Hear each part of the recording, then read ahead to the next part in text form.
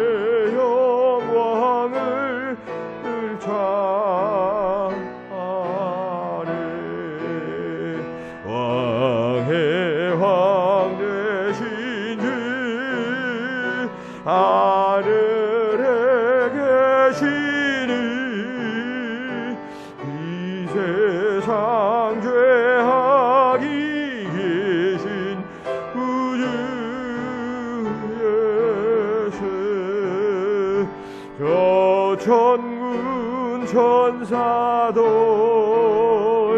구호위하시옵소서.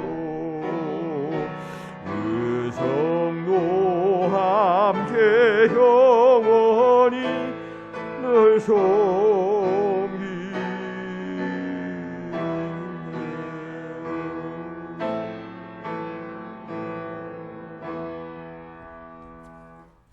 교동문 86번 교동문입니다. 계시록 14장 말씀 86번 교동문을 교독합시다. 86번 교동문입니다. 또 내가 보니 보라 어린 양이 시온산에 섰고 그와 함께 14만 4천이 서 있는데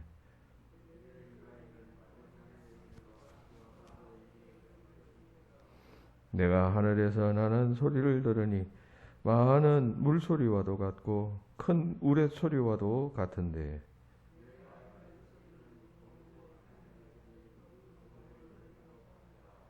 그들이 보좌 앞에 네 생물과 장로들 앞에서 새 노래를 부르니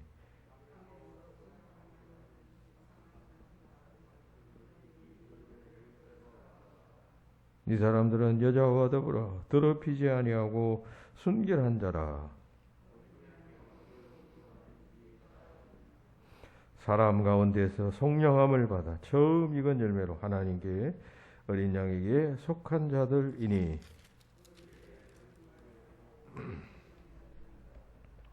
아멘. 다 같이 참회의 기도를 드리시겠습니다. 사랑의 하나님, 머리털보다도 많은 허물과 고백을 주님 앞에 이 시간 드립니다. 우리는 놀라운 하나님의 은혜 안에 살지만 합당하게 감사할 줄 몰랐습니다. 하나님이 사람의 몸을 입고 십자가에서 처참하게 죽으시면서까지 우리를 용서하셨지만 우리는 이웃의 작은 실수도 용서하지 못하며 살았습니다. 받은 바 넘쳐나는 복을 내 이웃과 나눌 줄 몰랐습니다. 우리의 사업과 가정, 자녀 키워주시고 이렇게 세워주시는 분이 하나님이라는 사실을 잘 알고 있으면서도 맡기고 기도하는 삶을 살지 않았습니다. 늘 자기중심성과 나태와 안일함에 젖어 살면서 주님 섬기는 일에는 게을렀습니다. 오늘 우리는 또다시 그런 모습으로 주님 존전에 나왔었습니다.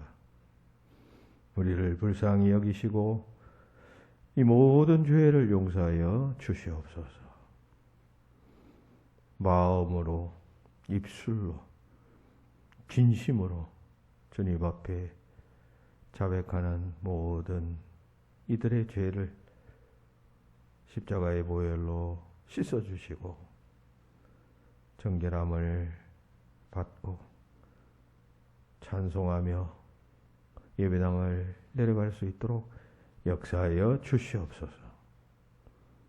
하나님과 나만이 아는 엄밀한 죄를 계속 참회합니다.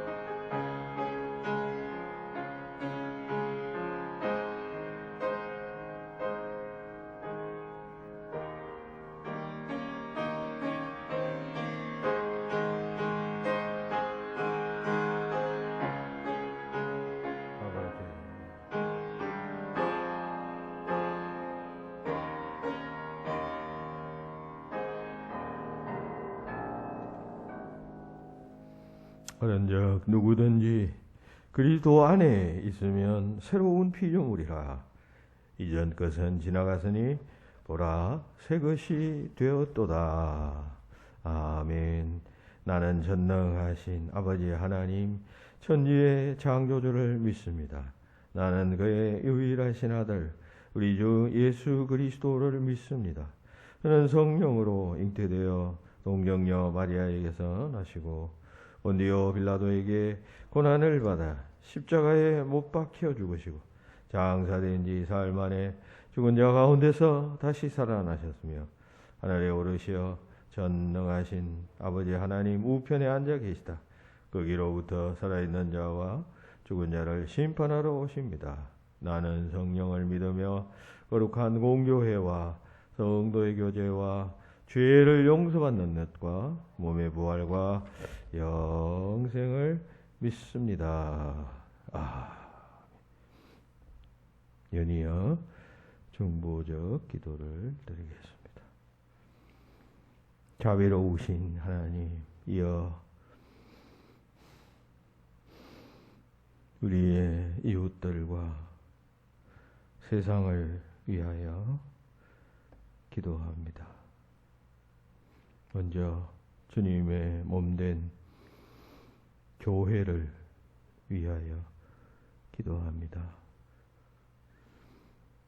하나님이 세상에 오시고 인간 죄를 대속하여 십자가에서 죽으심으로 세워진 이 땅 위의 모든 교회들을 주께서 기억하시고 지체된 모든 사람들이 그 주님의 뜻에 합당한 삶으로 이 땅 위에 하나님께서 교회를 통해 이루고자 하시는 구원의 뜻들을 잘 전파하는 역할을 감당하도록 역사하여 주시옵소서.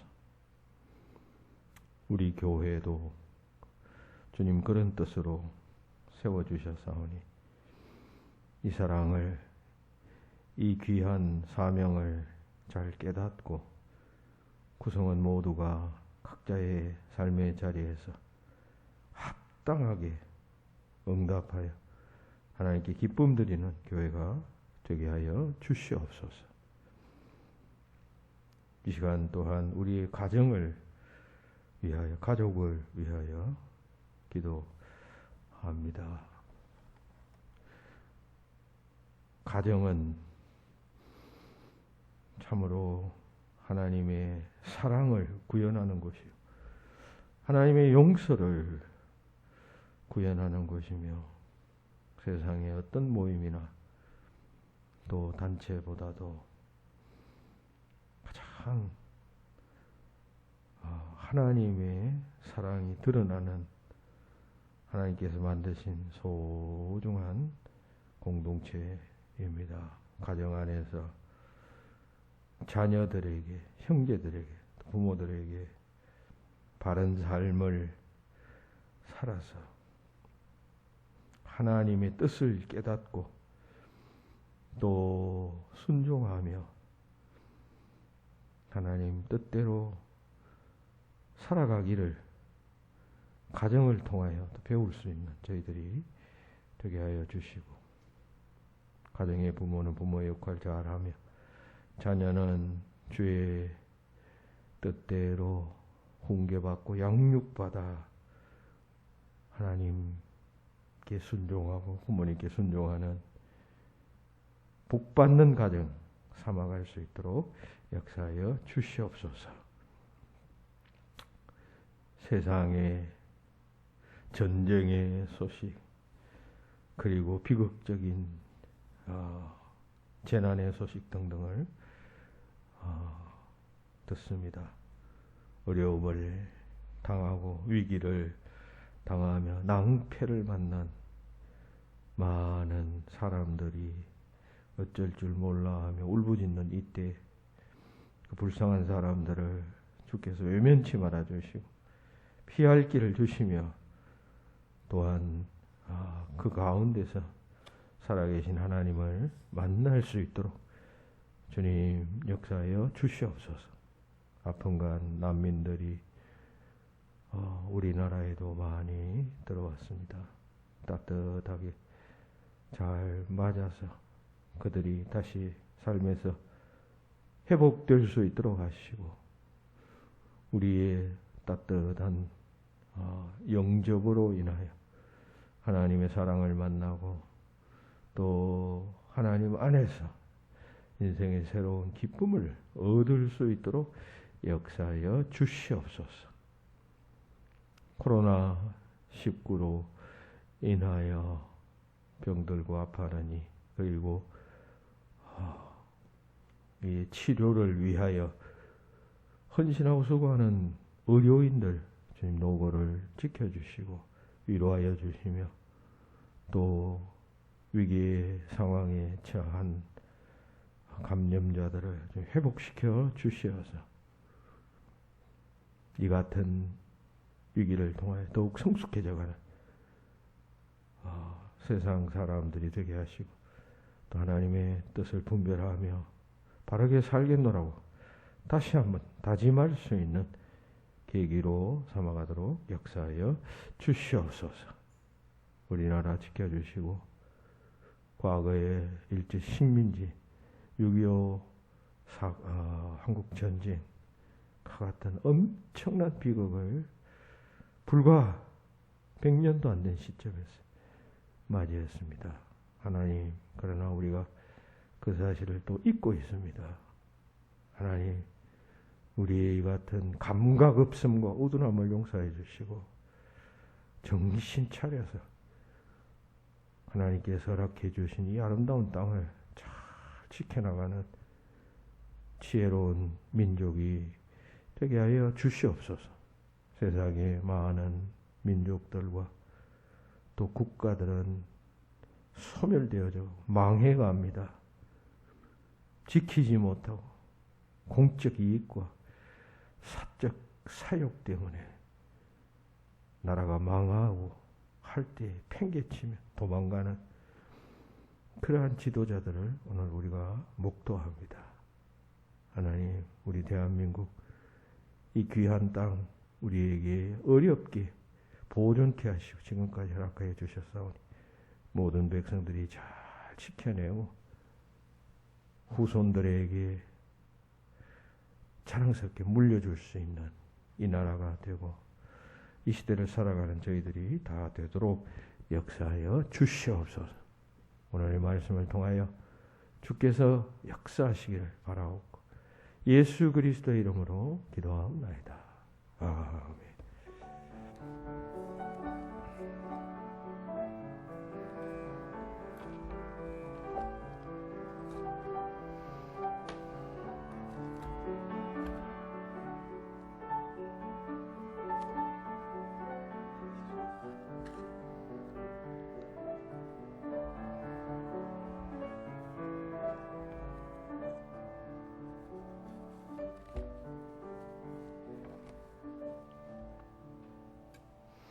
오늘의 말씀은 로마서 16장 22절 한 절입니다.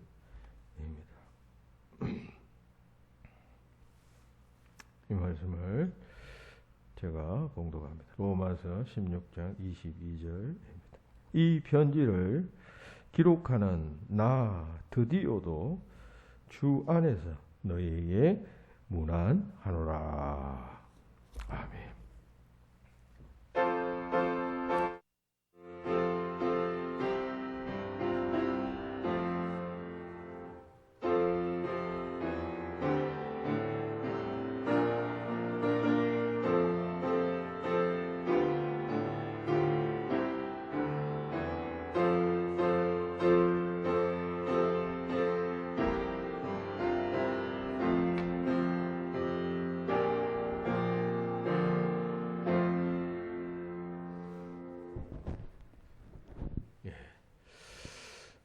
지난 2주간에 걸쳐서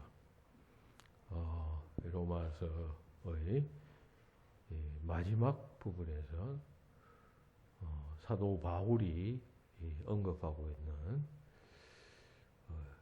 8명의 그 문안 인사 속에 들어있는 그 인물들이 누구인가 하는 것을 살펴보면서 왜 바울이 이런 자들을 로마 교회 성도들에게 부각시키고 있는가, 그 숨은 뜻은 무엇인가에 대해서 살펴보면서 교훈을 찾았습니다. 제일 처음에는 그 동역자 디모데의 이름이 나오죠. 디모데를 왜 바울이 로마 교회 사람들에게 드러내면서 디모데가 너희에게 문안한다 했을까? 그는 철저한 바울의 동역자였기 때문이었다. 따라서 우리도 그런 동역자가 되어야 한다. 하나님의 일을 하는 사람들의 동역자가 되어야지. 방관자가 되거나 비판자가 되거나 뭐 이렇게 되어서는 안 된다는 이야기를 했습니다. 그리고 지난주일에는 세 사람의 그 전도자를 여러분들에게 소개했습니다. 루기오, 소시바드와 같은 그런 사람들을 바울이 말했는데, 이 사람들은 바울과 함께하면서 철저하게 구원의 은혜를 깨닫고 복음을 전파하는 사람들이었습니다. 따라서 우리도 이런 자가 되어야 한다. 하나님 나라에서는 전도자가 제일 하나님께서 인정하시고 칭찬하신다. 사실을 말씀을 드렸습니다. 오늘은 이 8명의 인물 가운데 또 다른 한 사람에 대해서 살펴보면서 그는 어떤 사람이었는가, 그리고 그로부터 배우는 교훈은 무엇인가, 이것을 이번 주일날 하나님께서 우리에게 주시고자 하시는 말씀으로 받고자 합니다. 자, 오늘 본문에 보면 그 한 사람이 등장하는데 그는 바로 드디오라고 하는 사람이었습니다. 자, 이 드디오는 어떤 사람이었을까요? 한마디로 말하면 그는 조력자였습니다. 조력자. 사도 바울의 조력자. 조력이라는 말은 도울 조자 힘력자의 놈자자이죠.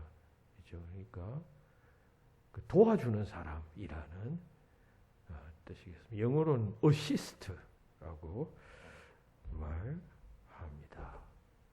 그러니까 이 드디오는 바울의 조력자였다. 손이 되어주는 사람이었다. 뭐 그런 말입니다. 그러니까 드디어는 이 로마서를 대필한 사람이었습니다. 그러니까 이 로마서를 바울이 직접 손으로 쓴 게 아니고, 이 당시에 바울은 상당히 눈이 나빠졌습니다. 잘 보이지가 않았어요. 그러니까 뭐 잘 보이지 않으니까 글씨를 제대로 쓸 수가 없잖아요. 그렇다고 해서 사도 바울이 뭐 생각이나 머리나 판단력이나 이런 것이 쇠한 것은 아니에요. 단지 육적인 기능 볼 수 없으니까 글쓰기가 어렵잖아요. 그러니까 젊은 드디오가 바울이 불러주는 로마서의 내용을 그대로 받아서 이렇게 적었단 말이죠. 그게 오늘 우리가 읽고 있는 이 로마서예요. 그러니까 이 드디오가 없었으면 로마서도 없었을 수 있죠. 물론 뭐 다른 사람을 통해서 뭐 로마서를 썼다면 로마서가 지금과 같은 좀 다른 로마서가 될 수도 있었겠죠. 그러니까 이 드디오는 지금 이 바울의 편지를 대서하면서 자기가 대서를 하니까 자기 자신에 대해서 뭐 이렇게 칭찬하거나 혹은 또 올리거나 이럴 수 없잖아요. 그러니까 이 편지를 기록하는 나 드디오도 주 안에서 너희에게 무난하노라 하면서 간단하게 안부를 적고 있습니다. 어떤 의미에서 이 드디어는 그냥 바울과 동행하면서 바울의 말을 그대로 받아 적고 그야말로 하나가 되었던 사람입니다. 성경 속에는 온통 뭐 바울 같은 사람, 베드로 같은 사람 이야기로 가득한 것 같지만 실제로는 그 옆에 다 수고는 똑같이 하지만 숨어서 조력하는 사람들이 있었어요. 그런 조력자가 하나님 나라에서는 필요하고 우리는 애서 그런 자가 되도록 힘쓰고 애써야만 한다는 것입니다. 축구나 농구나 혹은 또 아이스하키 같은 경기를 보면 막 어떤 사람이 골을 넣으면 그 골 넣은 사람을 언론에서는 막 부각시키면서 보도를 합니다. 그런데 그 골을 넣을 경우를 대체로 보면 다 그 골을 넣을 수 있도록 그 전 단계에서 소위 골을 패스해주는 사람이 있어요. 그런 사람을 어시스트라고 말하죠. 어시스트. 혹은 또 그렇게 골을 넣을 수 있도록 만들어주는 그러한 경기 행위를 어시스트라고 말해요. 그러니까 그렇게 하는 사람도 어시스트라고 말하고 행위도 어시스트라고 말합니다. 근데 이 어시스트는 보통 축구 선수들이 프로 선수들이 보면 자기 성적 가지고 대우를 받잖아요. 좋은 구단에 가기도 하고 하는데 대체로 그 성적은 넣은 골 수 가지고 측정할 때가 많습니다. 그런데 그 다음으로 중요한 게 어시스트예요. 그러니까 어떤 사람이 뭐 골을 100개 넣었다. 또 한 사람이 골을 100개 넣었다 하면 두 사람이 100개 넣은 거 아니에요. 그러면 둘 중에 누가 1등이냐. 그걸 어떻게 판별을 하느냐 하면 골 수는 똑같으니 그 다음에 보는 게 어시스트예요. 이 두 사람 중에 어떤 사람이 어시스트를 많이 했느냐에 따라서 득점왕이 결정됩니다. 그러니까 축구에 있어서 평가는 골 다음으로 이 어시스트가 중요합니다. 축구에도 그렇듯이 세상의 모든 일에도 그렇듯이 특별히 하나님 나라의 일에도 이 어시스트는 대단히 중요합니다. 어시스트는 우리말로 도움이라고 말합니다. 그리고 이것을 소위 이런 도움을 주는 자를 굳이 우리말로 번역한다면 조력자라고 말할 수가 있겠죠. 조력자는 주력자에게 그냥 결정적으로 공헌하는 자입니다. 드디어는 바울에게 있어서 바로 그런 자였다는 것입니다. 바울 선교에 있어서 드러나지는 않았지만 아주 그냥 숨은 상태에서 아주 결정적으로 공헌하고 기여했던 사람이었습니다. 우리 성경을 읽으면 특별히 사도 바울이 쓴 편지가 13개나 되니까 바울이 기독교에 있어서 굉장히 중요한 인물로 봅니다. 사실입니다. 그런데 우리가 자세히 더 깊이 들여다보면 바울 주변에 이런 드디오 같은 사람 그리고 지난주에 우리가 살펴보았던 소시바드 같은 사람, 누기오 같은 사람 이런 사람들이 다 있어서 각자 자리에서 바울과 함께 했기 때문입니다. 다 어시스트였습니다. 우리 그리스도인들은 신앙인들은 바로 그런 조력자들이 되어져야 합니다. 하나님의 사역자들에 대한 조력자들이 다 되어야 합니다. 조력자가 되어야 하는데 하나님의 사역자들의 부담이 되고 걸림돌이 되고 이런 사람들이 오늘 이 시대에 교회 안에 얼마나 많은지 몰라요. 그래서 되겠습니까? 신앙생활을 왜 하는 거예요? 조력자가 되어야 힘이 되어주는 사람이 되어져야 합니다. 우리 모두가 다 바울 같은 인물은 될 수가 없잖아요.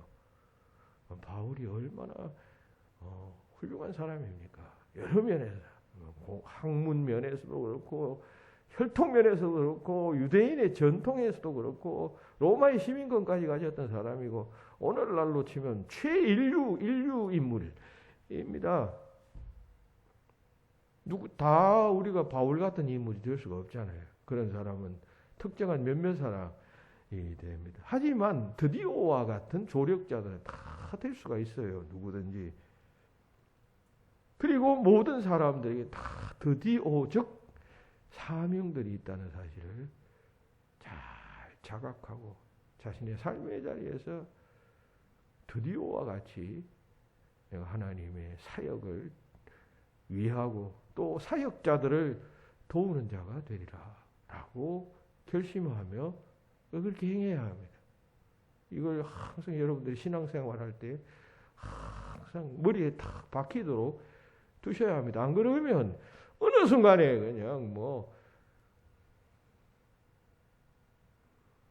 목회의 방해자가 되고, 물론 그것도 주장을 나름대로 또 일리는 있지만 큰 것을 보지 못하는 것이죠. 나무 보다가 그냥 숲을 보지 못하는 격이 되어져 버리면 안 된다 말입니다. 여러분들이 다 드디어 박, 드디어 최, 드디어 김 같은 인물이 되어져야 할 것입니다. 누구의 조력자가 되느냐 하는 것은 인생에 있어서 대단히 중요한 문제입니다. 여러분, 나쁜 일을 도모하고 주도하는 어떤 사람들의 조력자가 되면 그 사람은 자기도 모르게 나쁜 사람이 되는 것이, 범죄자가 되는 것이에요. 근데 아주 그냥 좋은 일, 훌륭한 일을 하는 사람을 따라다니면서 그 사람을 돕는다면 그 사람은 아주 훌륭한 사람과 함께하는 사람으로 평가받고 역사에 남게 되는 것입니다. 그러니까 어떤 자의 조력자가 되느냐 하는 것은 대단히 중요한 것이에요.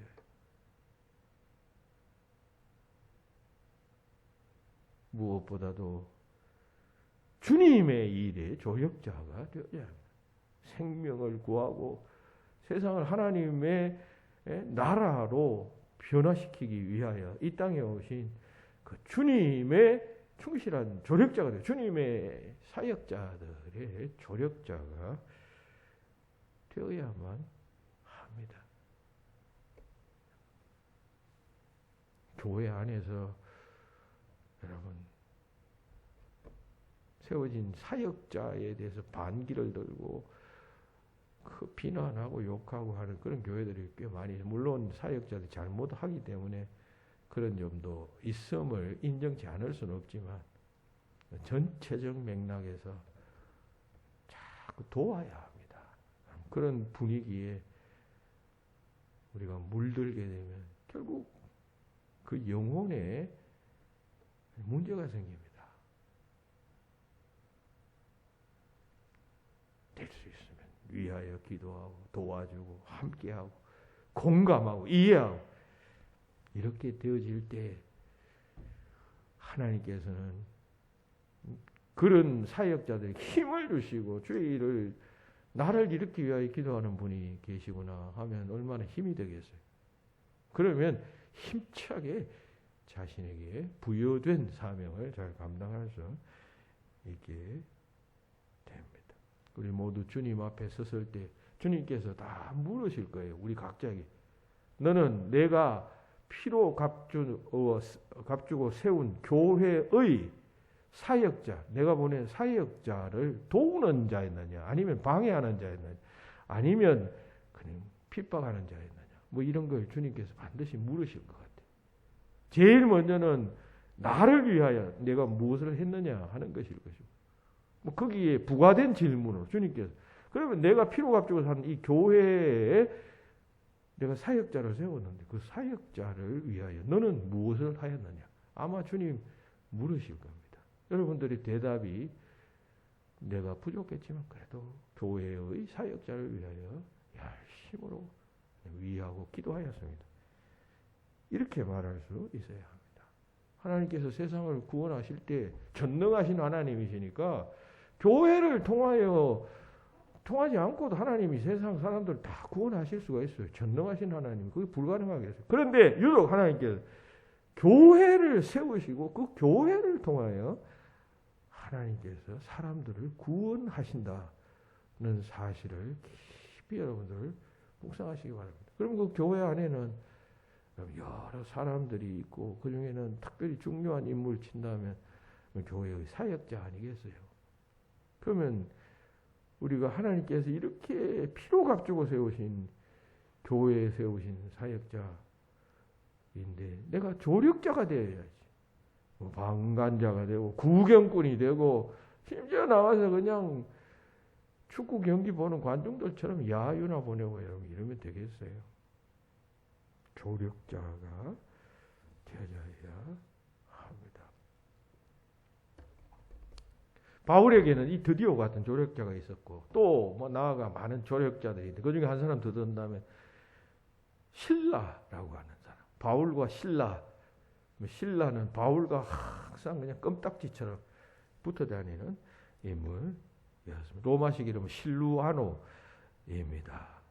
이 사람은 헬라화된 유대인으로서 로마의 시민권까지 가지고 있었던 바울의 그 복음 선교의 중요한 조력자였습니다.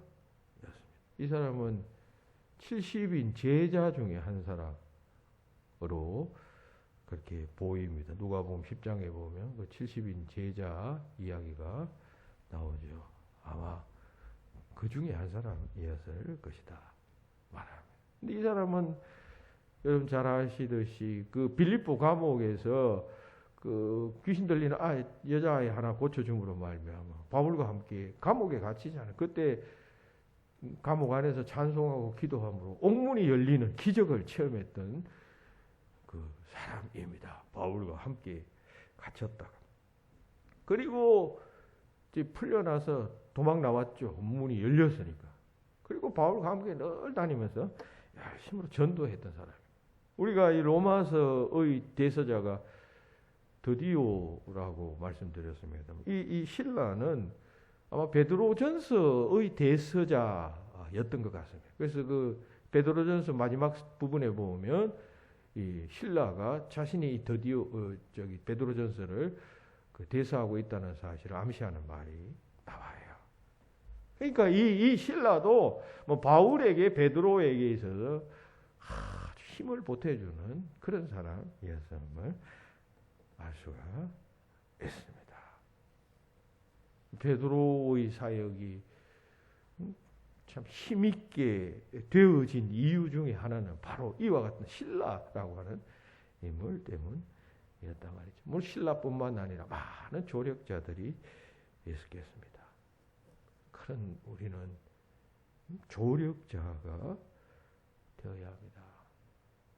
복음을 전파하는 데 있어서 앞장서 섬기는 사람도 중요하지만 함께 사역자를 돕는 일에 애를 쓰는 사람이 있어야 그 복음 전파의 사역이 잘 감당될 수가 있습니다.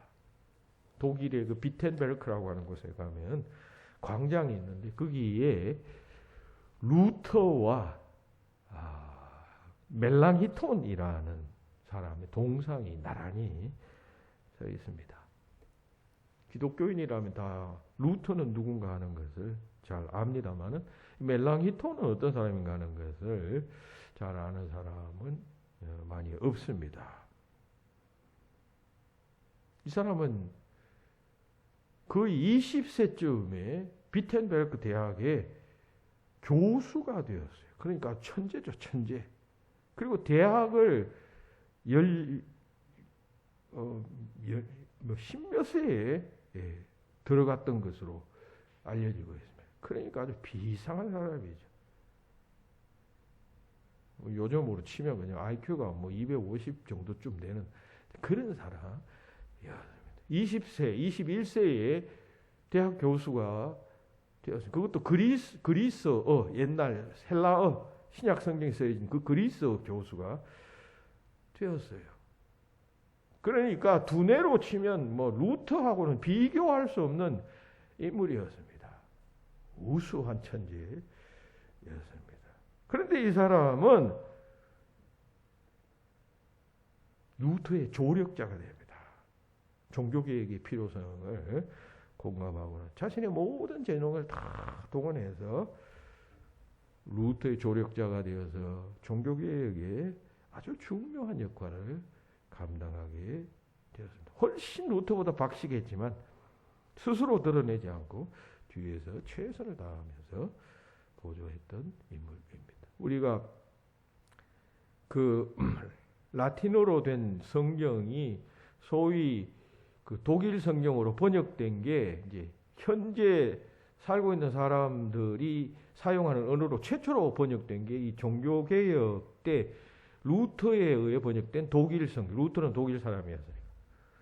독일 성경으로 알려지고 있는데 사실 이 독일 성경은 번역된 독일 성경은 멜랑히톤이 거의 역할을 해서 번역한 것입니다. 하지만 이름은 루터가 된 것인데 루터 번역으로 되었지만 사실은 멜랑히톤이 번역한 것이에요. 언어의 번역이라는 것은 그 대단히 중요하기 때문에 성경을 번역한다 할 때 그 뭐 잘 지식이 없는 사람이 대충 번역하면 되겠어. 그러니까 철저하게 언어학적 지식이 있는 사람이 그걸 번역해야 되는데 루터는 사업가적 능력과 기질이 있었지만 이렇게 세밀한 부분에 대해서는 이런 멜랑히톤이 다 그 보조의 역할을 감당했다는 것입니다.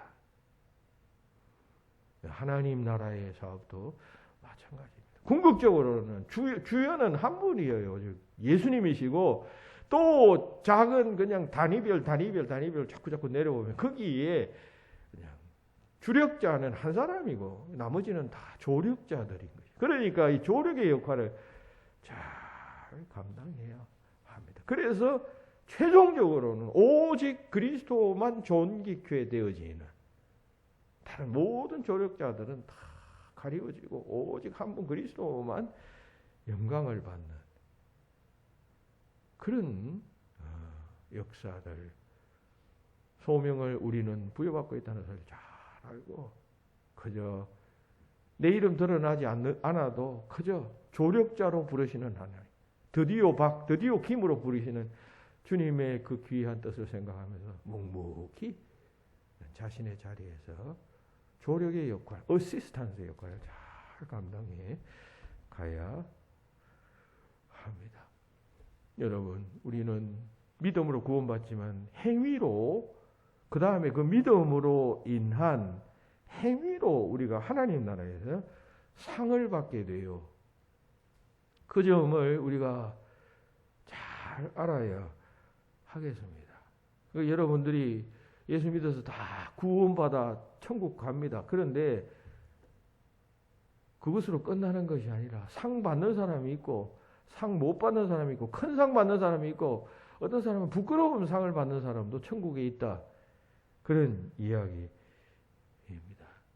그런 차원에서 복음 사역에 조력하는 일에는 하나님의 상과 연관이 있다는 사실을 우리가 잘 알아야 합니다. 그런 차원에서 제가 상에 대한 천국에서의 상에 대한 이야기를 오늘 설교 후반부에 여러분들에게 좀 말씀드리고자 합니다. 여러분들이 반드시 알아야 되기 때문에 성도들이 천국 가서 차등이 있는 상을 받는다. 여러분 오늘 이 이야기를 어떻게 이해하고 계셔요? 예수님께서 최후의 마지막 심판을 하십니다. 그런데 그 믿는 자들에 대해서는 영생을 선언하시지만 주님 나라를 위하여 나를 위하여 주님을 위하여 얼마만큼 애를 썼느냐에 따라서 차등 있는 상을 주신다는 얘기입니다. 성경은 그런 사실을 말하고 있어요. 여기서 차등 있는이라는 것은 해석이 가미된 것이지만 상에 대해서 성경은 말씀하고 있어요. 히브리서 11장 6절에 보면 하나님께서는 자기를 찾는 자들에게 상 주시는 이심을 믿어야 할지니라 했어요. 상 준다 말씀합니다. 고린도전서 3장 8절에서도 각각 자기가 일한 대로 자기의 상을 받으리라 했습니다. 종말의 비유, 달란트 비유 혹은 머나의 비유에서도 보면 거기 각각 세 사람이 등장하는데 상이 다 달라요. 한 사람은 10달란트, 한 사람은 5달란트. 또 머나에 비해서 한 사람은 10문화의 권세 혹은 한 사람은 5문화의 권세. 각각 다른 상을 돌아온 주인이 선언하고 있습니다. 자, 여러분 이렇게 하나님 나라에서 각각 다른 상을 준다 할 때 최고의 상, 좋은 상을 받은 사람 입장에서는 굉장히 기분이 좋겠죠. 하지만 상을 좀 적게 받거나 혹은 전혀 못 받는 사람도 있을 것 아니에요. 상이라는 것은 상대적으로 평가해서 잘한 사람에게 주는 것이에요. 그러니까 아니 하나님의 나라 천국에서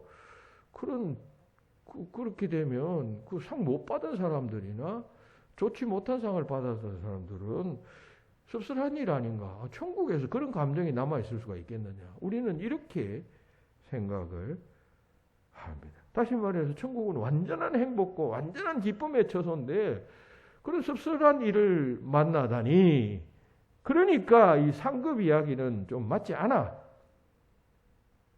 이렇게 생각하는 사람들이 많다는 것입니다. 그래서 이런 분야에 대해서 신학계에서는 그 분야가 있어요. 소위 상급론이라는 그런 그 학문적 분야가 있는데 여러분들 이해를 돕기 위해서 이 상급론에는 크게 두 가지가 있습니다. 두 가지 주장이 있단 말이죠.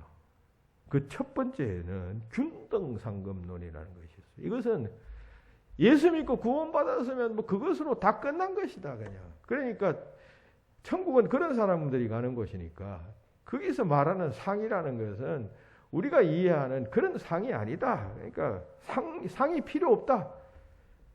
다 똑같이 그냥 예수 믿어서 죽었으면 그냥 그 사람이 평소에 살았을 때 하나님 나라를 위해서 열심히 수고하고 일했던 아니면 그냥 허랑방탕하다가 마지막에 꼴깍할 때 그냥 아이고 예수님 잘못했습니다 하고 구원을 받던 그냥 하늘나라에 가면 다 똑같이 그냥 잘 된다. 다 영광을 누리며 산다. 거기에는 무슨 또다시 개별적인 심판이 있을 수가 없다라고 주장하는 것이 균등 상급론이에요. 똑같다는 것이죠. 두 번째는 차등 상급론이라는 것이 있어요. 그건 뭐냐 하면 천국에 가도 심판이 있다. 상급에 차등이 있다는 주장입니다.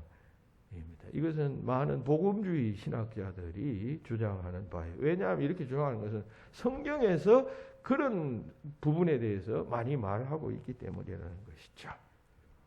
예를 들면 고린도후서 5장 10절에 보면 이는 우리가 다 반드시 그리스도의 심판대 앞에 나타나게 되어 각각 선악간에 그 몸으로 행한 것을 따라 받으려 함이라 했습니다.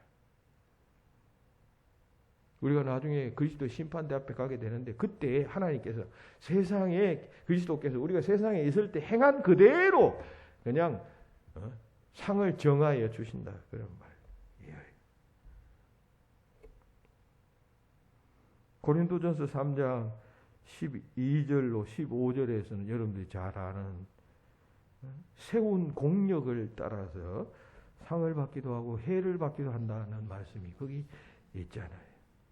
우리 잘 부르는 찬송가 204장 오늘 설교 후에 부를 그 찬송도 그 3절에 보면 우리 구주 오셔서 지은 상을 줄 때 세운 공로 따라서 영영상벌 주리라고 노래하잖아요. 이것도 역시 고린도전서 3장 12절 15절 말씀 건강한 것이에요. 그러니까 이 차등 상급론을 주장하는 사람은 주님께서 최후의 심판 때에 그죠?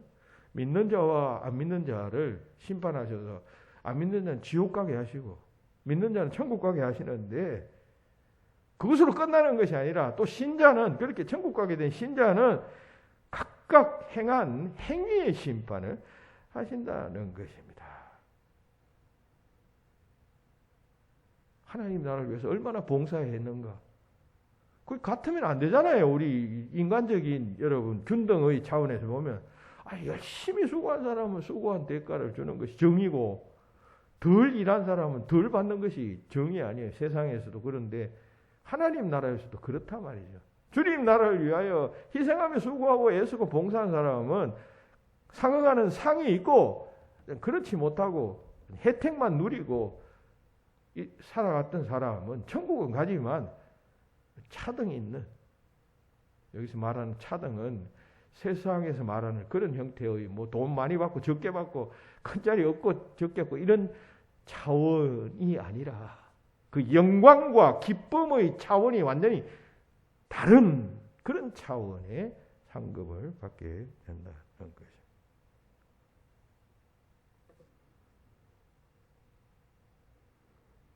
여러분들은 균등 상급론을 믿어요? 아니면 차등 상급론을 믿어요? 적당히 믿은 사람은 다 균등 상급론일 것이다. 그랬으면 좋겠다라고 생각할 겁니다. 그죠? 예수 믿어서 천국 간 것으로 그냥 끝나고 뭐 거기에는 차별도 없고 그냥 등급도 없는 하나님 나라는 적어도 그런 나라겠지. 세상에서 그만큼 지긋지긋하게 무슨 직업의 차이 혹은 또 무슨 신분의 차이 등등으로 그냥 속상해 했었는데 하늘나라는 그런 거 없겠지. 다 균등하겠지. 균등 상급론을 믿을 것입니다. 그런데 많은 복음주의적 신학자들은 차등 상급론을 더 신빙성 있어 합니다. 하나님 나라는 상이 있다는 사실 기억해야 합니다. 이 상은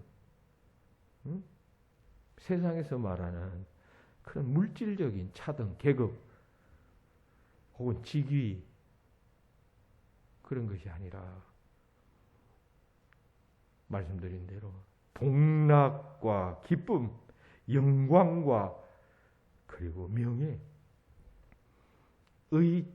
그냥 누림의 다름을 의미하는 것이에요. 그렇잖아요. 이 땅 위에서 주님을 위하고 주님 나라를 위하여 애쓰고 봉사하고 헌신한 사람은 저 땅 하나님 나라에 가서 더 큰 영광과 더 큰 기쁨과 더 큰 보람과 더 큰 행복을 느낀다. 그런 차원의 상일 것이다라고들 다 말하고 있습니다. 천국 가서 그런 큰 기쁨과 복락을 누려요. 천국 가서 그냥 겨우 목숨 건졌네. 겨우 지옥 떨어질 거 면했네. 라고 하는 정도의 기쁨, 안심만 누리고 있다면 여러분 되겠어요? 다른 것이죠. 확실히 다르죠. 천국에서 당당하게 내가 이 땅 위에서 주님을 위하여 이렇게 열심으로 희생하고 살았더니만 이런 영광이 주어지네 하면서 기뻐하고 행복해하는 그런 차원과 겨우 그냥 지옥 갈 뻔했다가 겨우 건진 받아서 천국 와서 천국 구석에서 수많은 사람들과도 어울리지 못하고 그냥 외톨이처럼 지낸다면 그것이 영원까지 계속된다면 그 확실한 차이가 있는 아니에요. 영생의 차이가 있잖아요. 영생의 기쁨이 차이가 있는 거다. 그러니까 열심으로 충성하고 열심으로 봉사해야 한다는 것입니다. 열심으로 주를 섬겨야 한다 말이죠. 여기서 말하는 그 차등의 근거가 된 행위는 그냥 그리스도 없는 선행을 말하는 것이 아니에요. 우리가 예수 믿으면 예수 믿고 난 다음에 그리스도인들이 행해야 할 명령들이 있잖아요. 수행해야 할 명령들. 그런 것들을 수행하는 것을 주님께서는 상급의 판단의 기준으로 삼으신다는 것이죠. 여러분, 우리가 살면 얼마나 오래 살겠습니까? 그리고 우리가 주님을 위하고 교회를 위해 충성한다 할 때 하면 얼마나 오래 하겠습니까? 길어봤자 그냥 여러분 몇십 년 아니에요. 그런데 그것으로 인하여 우리 영원히 결정된다면 여러분 못할 이유가 없는 것이죠. 계산상. 이제 주님께서 말씀하십니다. 내가 죽도록 충성하여라. 여러분 이 말은 두 가지 의미가 있대요. 하나는 그냥 죽을 때까지 그냥 얼마나 열심히 일했으면 그냥 그 힘 때문에 지쳐서 그냥 죽을 때까지 그렇게 일하라는 의미이고, 그리고 또 그냥 다른 뜻은 죽기까지, 죽도록 뭐 비슷한 의미겠습니다만 죽을 때까지 쉬었다 했다 쉬었다 쉬었다 하는 것이 아니라 그냥 끝까지 충성하라. 질적 충성, 양적 충성, 양 의미가 다 있다는 것입니다. 그리하면 생명의 면류관을 내가 내게 주리라. 주님 약속하십니다. 우리의 짧은 헌신과 충성으로 영원한 상이 결정된다는 사실을 생각하고 여러분 충성해야 합니다. 교회를 위해서가 아니라 여러분 자신을 위해서 애써 충성할 일 찾아가지고 누가 시켜줄 때까지 기다리는 것이 아니라 여러분 찾아서 하다 보면 눈에 띄는 것이고, 그러면 더 중요한 일을 맡기는 것이고 그런 것이죠. 드디어와 같은 어시스트가 되어져야 합니다. 그래서 더 큰 상 받고 영원히 나은 기쁨과 복락의 삶을 살아가셔야 합니다. 그런 주인공들이 다 되시기를 주의 이름으로 축원합니다. 기도하십시다. 하나님 감사합니다. 너희는 이런 자가 되라. 드디어와 같은 자가 되라. 말씀하는 오늘의 말씀을 통하여 드디어가 어떤 자인가 살폈습니다. 바울의 없어서는 안 될 조력자, 손과 같은 드디어의 역할을 묵상하면서 조력자가 받을 상은 어떤 것인가에까지 우리의 생각이 이르렀었습니다. 하나님, 우리 모두 하나님 나라에 충실한 조력의 역할을 감당하는 것이 소중한 것임을 잘 깨달아 생명 있는 날 동안 그리고 힘 다할 때까지 주님의 일에 조력자들이 다 될 수 있도록 복내려 주시옵소서. 주 예수 그리스도 이름으로 기도하옵나이다. 아멘.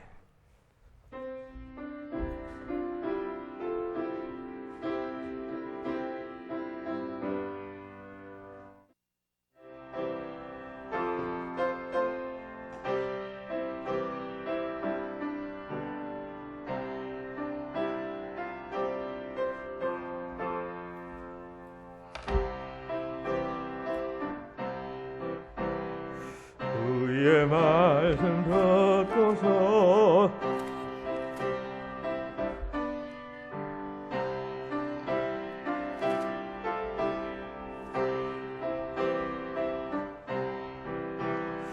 비가 오고 물나며 바람 부딪혀도 반석 위에 세운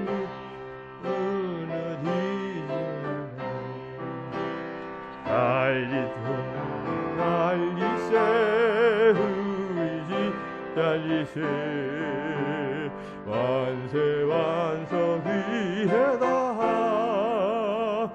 우리 집 잘리세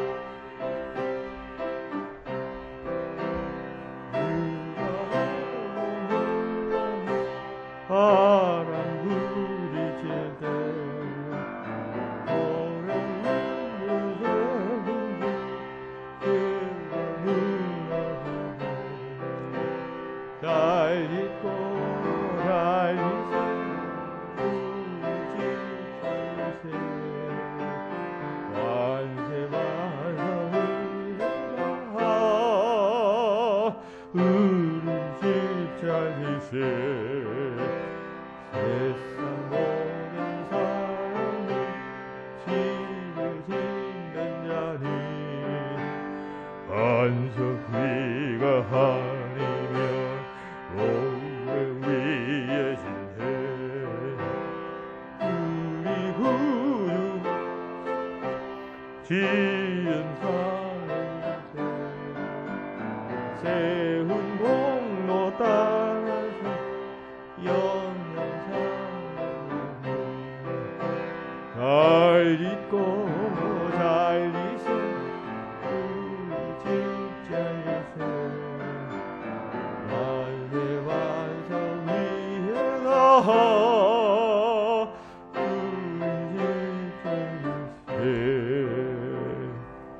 하나님 감사합니다. 귀한 주님의 은혜, 십자가 구원의 은혜, 죄 용서하심의 은혜, 그리고 살아가면서 그 주님 주시는 기쁨으로 인하여 행복감 가운데 살아갈 수 있도록 허락하심을 감사하는 마음을 주님 앞에 이 시간 드렸습니다. 주님 앞에 나올 때마다 감사한 마음이 더욱 새로워지게 하시고 생명 거둘 때까지 늘 그 은혜 가운데서 살아가는 복된 삶을 사는 우리 하나님의 자녀들 다 되게 하여 주시옵소서. 삶의 어려움, 외적인 위기 등등 우리 인생을 항상 둘러싸고 있지만 주님 구원해 주신 그 은혜를 뚫지 못함을 잘 알아 그 하나님의 전신갑주로 인생을 승리하고 노래하며 사는 예배하는 모든 성도들이 다 되게 하여 주시옵소서. 감사하고 축복하며 예수님 이름으로 기도하옵나이다. 아멘. 교회의 소식 주보를 참고하시기 바랍니다. 어제 아침 저녁으로 아주 선선한 초가을 날씨가 계속되고 있습니다. 일교차가 벌어지고 있고 자외선 지수가 높기 때문에 여전히 이에 따른 건강 관리를 잘 해 주시기 바랍니다. 지난 목요일 날 태풍에 대한 경고가 있었는데 아직은 특별히 큰 조짐은 보이지 않는 것 같습니다. 두 번째 광고, 지난주에 은평구에 있는 모 교회가 코로나19에 집단 감염이 있었다는 보도가 있었습니다. 이 주보를 목요일날 작성했는데 그때 24명이었는데 어제인가 그저께 보니까 38명으로 늘어났다고 합니다. 이분은 이 교회는 이제 이 인원수 제한하는 걸 이제 종교 탄압으로 보면서 막 이렇게 반대하고 무시하고 했던 그런 교회였습니다. 그러다가 결국 이런 일이 벌어졌습니다. 신앙도 상식을 벗어나면 안 됩니다. 항상 상식을 벗어나지 않도록 그렇게 해야 합니다. 이 교회는 우리 교회는 뭐 안전하다 해가지고 교인들 전부에게 그 병원에 가면 코로나19 방역하는 옷 있잖아요. 이걸 다 입혀가지고 예배를 드리고 우리 교회는 이렇게 예배한다. 그러니까 절대로 안 걸린다.